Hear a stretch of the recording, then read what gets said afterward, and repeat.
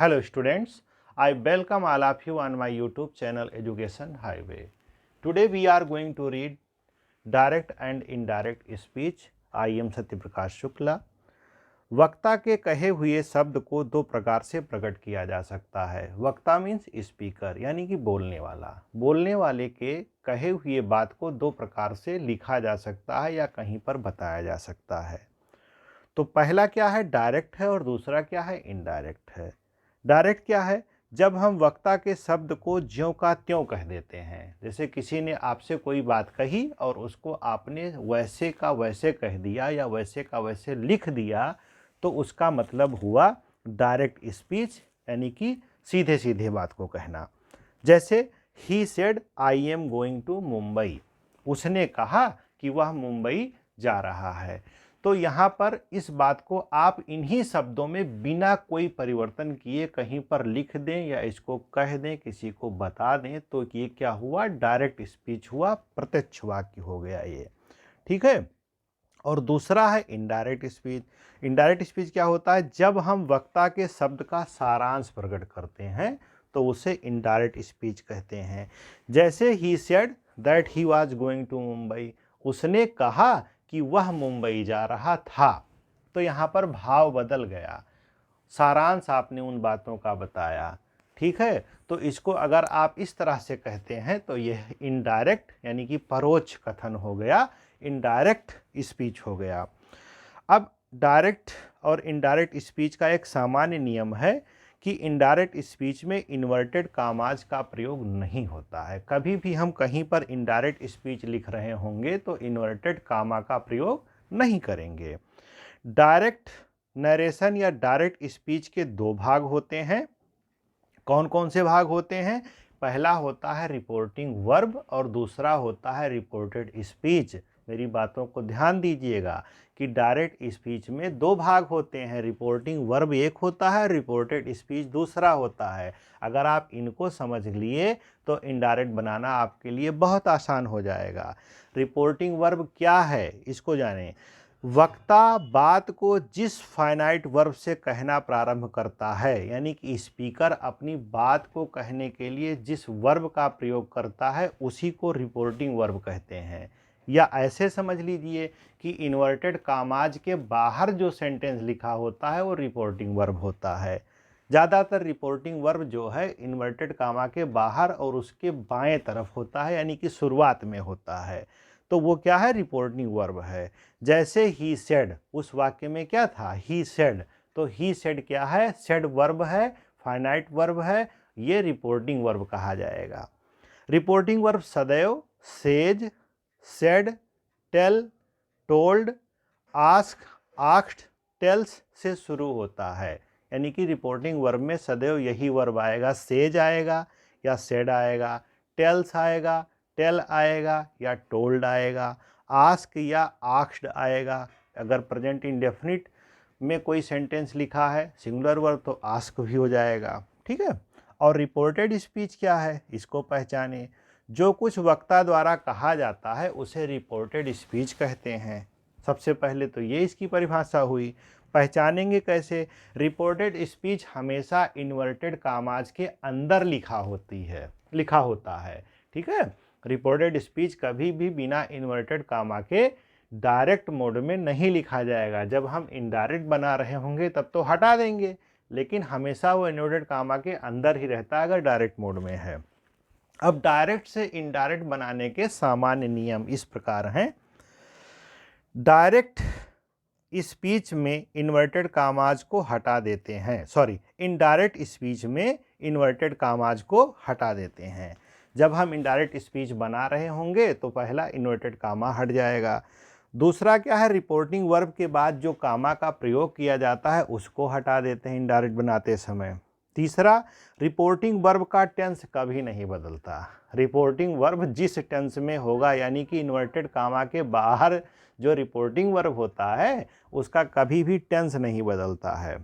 Reporting verb को reported speech के भाव के अनुसार, रिपोर्टिंग वर्ब को रिपोर्टेड स्पीच के भाव के अनुसार told, asked, requested, advised, order या इनके प्रेजेंट फॉर्म में लिखा जाता है। सबसे पहले इनडायरेक्ट बनाते समय आप क्या करेंगे, सेंटेंस को पढ़ेंगे, रिपोर्टिंग वर्ब को भी पढ़ेंगे, रिपोर्टेड स्पीच को पढ़ेंगे। रिपोर्टेड स्पीच में क्या बात कही गई है, उस वाक्य का क्या प्रभाव है, उसके भाव के अनुसार रिपोर्टिंग वर्ब को हम बदलेंगे। यानी कि इन्वर्टेड कामा में जो कुछ कहा जाता है उसी के अनुसार इन्वर्टेड कामा के बाहर वाला वर्ब बदलता है। समझ गए। पांचवा नियम है आपका, रिपोर्टिंग वर्ब के पश्चात आवश्यकता अनुसार उचित कंजंक्शन। रिपोर्टिंग वर्ब के पश्चात जब इनडायरेक्ट बना रहे होंगे तो आवश्यकता अनुसार उचित कंजंक्शन का प्रयोग करेंगे। कंजंक्शन मतलब जोड़ने वाले शब्द का प्रयोग करेंगे, जैसे कि दैट, इफ या वेदर में से एक लिखा जाएगा, वो कहाँ पर क्या लिखा जाएगा आगे बढ़ाया जाएगा आपको। छठा, आई तथा प्रॉपर नाउन को छोड़कर रिपोर्टेड स्पीच का पहला अक्षर स्मॉल लेटर में लिखा जाएगा। अगर रिपोर्टेड स्पीच का पहला अक्षर आई है या कोई प्रॉपर नाउन है, proper noun person, place or thing, कोई भी प्रॉपर नाउन की परिभाषा क्या है, person, particular person, place or thing. ठीक है, किसी का नाम है, किसी स्थान का नाम है, किसी वस्तु का नाम है, तो इसका जो पहला अक्षर होगा वो तो कैपिटल लेटर से होगा। बाकी कोई भी अक्षर हो, कोई भी शब्द होगा तो वो स्मॉल लेटर से ही लिखा जाएगा। कब?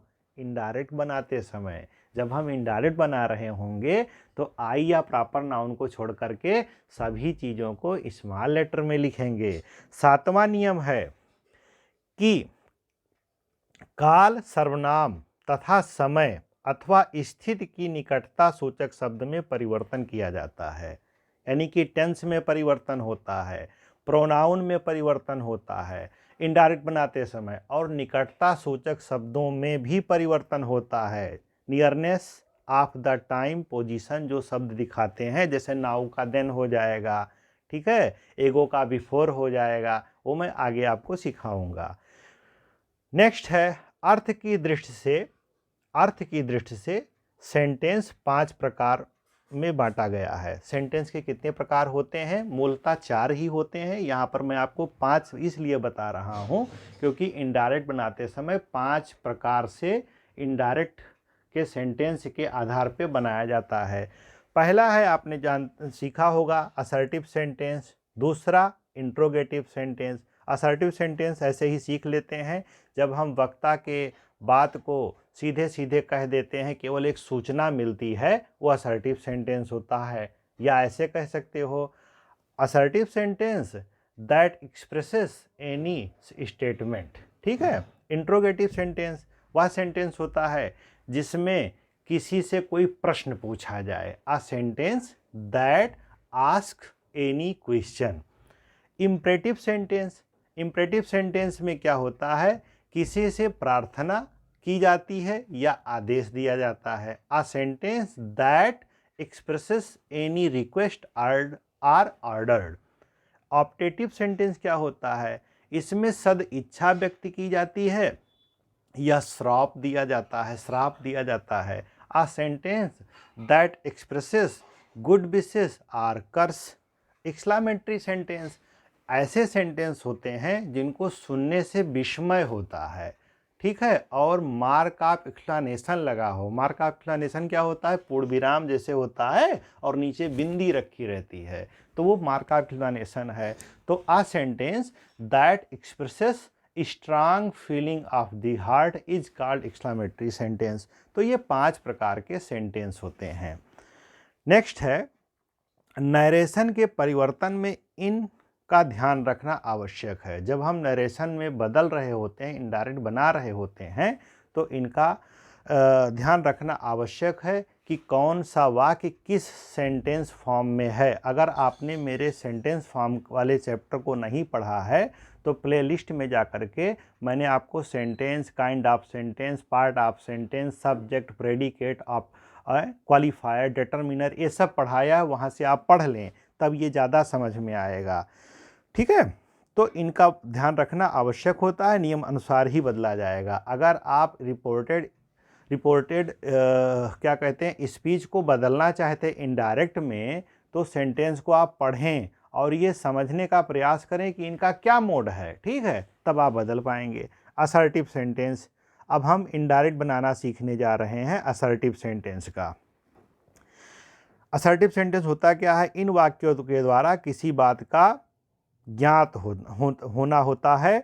इस प्रकार के वाक्य को बदलने के नियम इस प्रकार हैं, ऊपर भी इसको बताया है।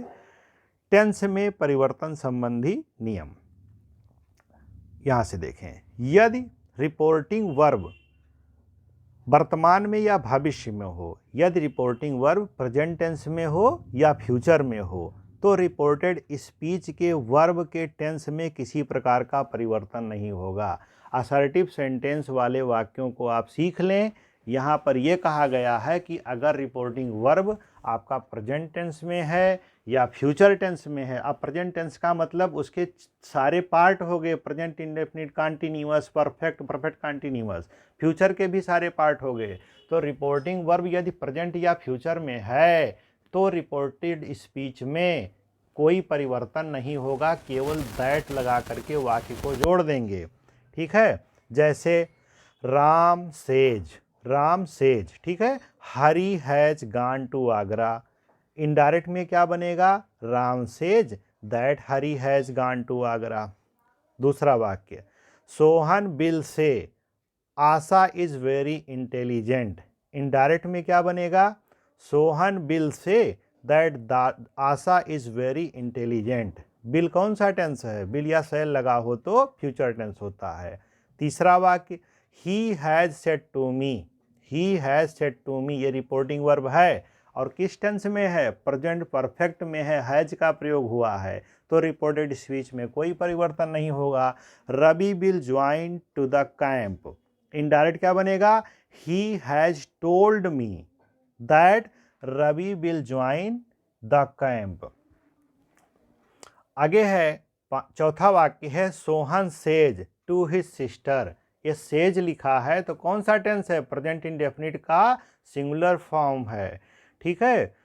Sohan says to his sister the sun is setting in the west, indirect में Sohan tells his sister that the sun is setting in the west, केवल दैट लगा के जोड़ दिया गया क्योंकि रिपोर्टिंग वर्ब प्रेजेंट या फ्यूचर में है। नेक्स्ट है पांचवा वाक्य, he will say I am going on a picnic, indirect क्या बनेगा, he will say that he was going on a picnic, ठीक है। अब यहाँ पर एक नियम है या नोट इसको आप बना सकते हैं कि सेज से या सेड को इनडायरेक्ट में टेल, टेल्स, टोल्ड में बदलते हैं। कब बदलते हैं, जब इसके बाद ऑब्जेक्ट हो।